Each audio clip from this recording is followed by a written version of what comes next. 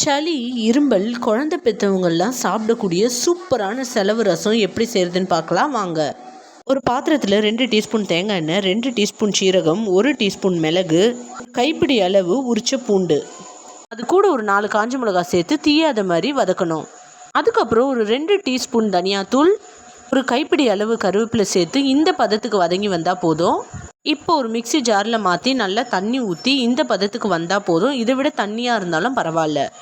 இப்போ தாளிக்கிறதுக்கு ஒரு பாத்திரத்தில் 2 டீஸ்பூன் தேங்காய் எண்ணெய் ஊற்றி 1 டீஸ்பூன் கடுகு, சின்ன வெங்காயம் ஒரு 10 எடுத்து இந்த மாதிரி இடித்து அதில் தாளிக்கணும். ஏன்னா இடித்து நம்ம போடும்பொழுது தான் சாறு நல்லா இறங்கும்.